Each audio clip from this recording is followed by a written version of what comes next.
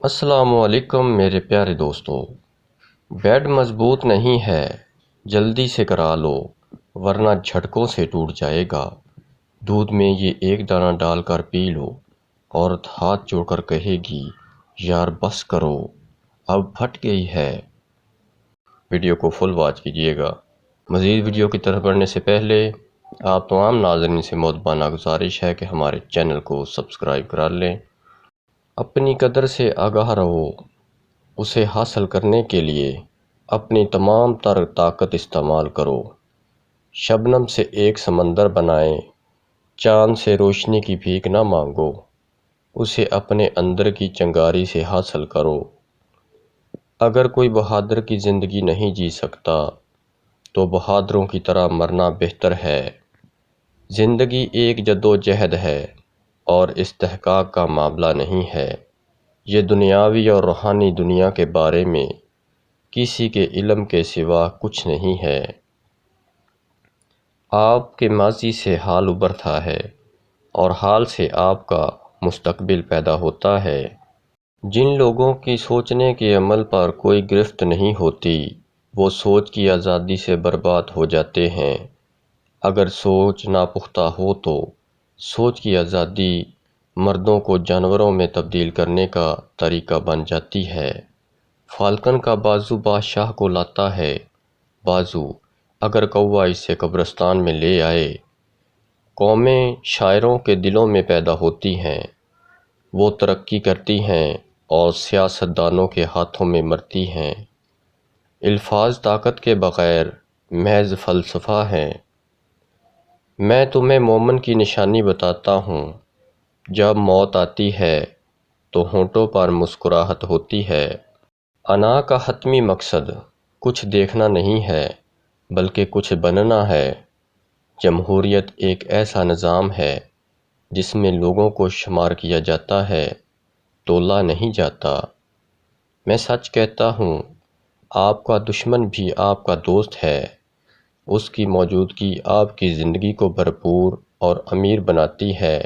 اپنے ارد گرد کی دنیا کی برائیوں کو دیکھیں اور ان سے خود کو بچائیں۔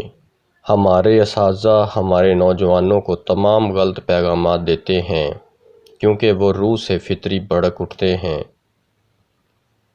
آپ کی زندگی سے جڑے ہوئے ہیں کیونکہ علم کا مقصد آپ کو اپنی شان دکھانے کے سوا کچھ نہیں ہے۔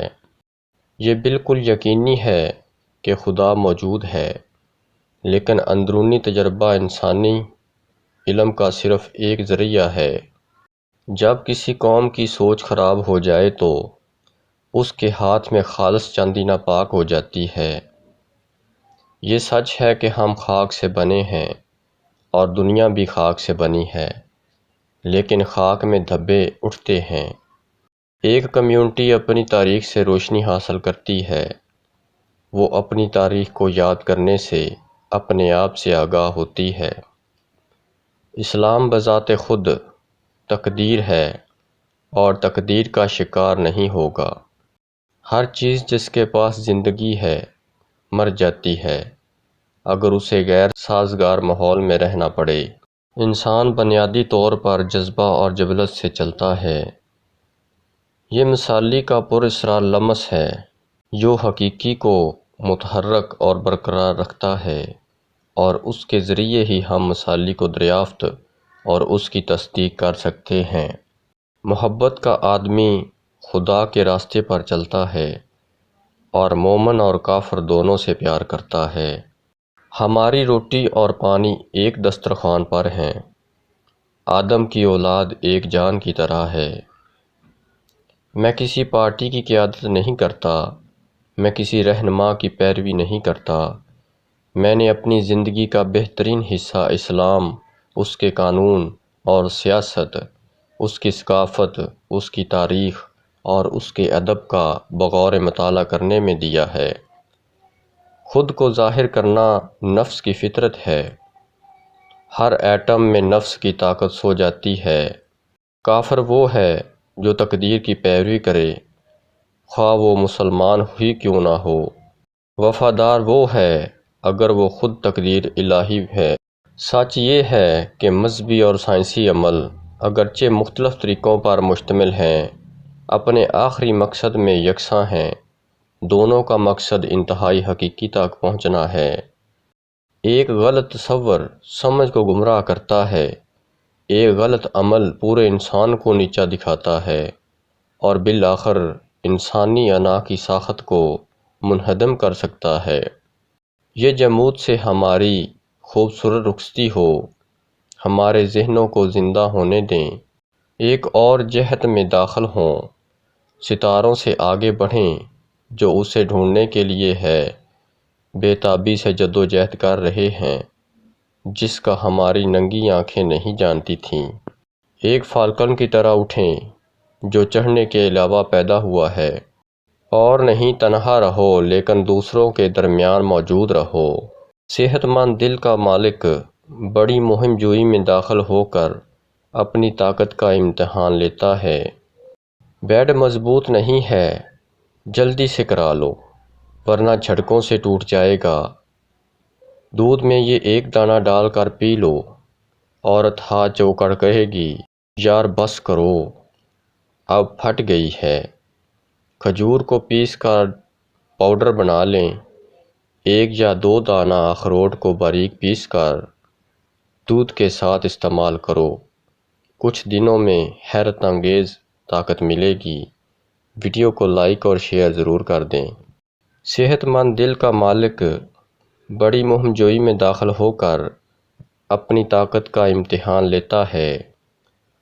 تحریک کے سائنسی علاج کے امکان کا مطلب ہے ایک وسیع تجربہ، عملی وجہ کی زیادہ پختگی اور آخر کار زندگی اور وقت کی نوعیت سے متعلق کچھ بنیادی نظریات کا مکمل ادراک۔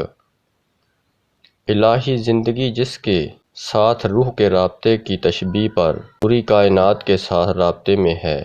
سیدنا عبداللہ بن عمر رضی اللہ تعالیٰ عنہ سے روایت ہے کہ رسول اللہ صلی اللہ علیہ وآلہ وسلم نے فرمایا، جب تم میں سے کسی کے سامنے شام کا کھانا رکھا جائے، ادھر نماز کھڑی ہو جائے تو پہلے کھانا کھائیں اور نماز کے لیے جلدی نہ کریں جب تک کھانے سے فارغ نہ ہو۔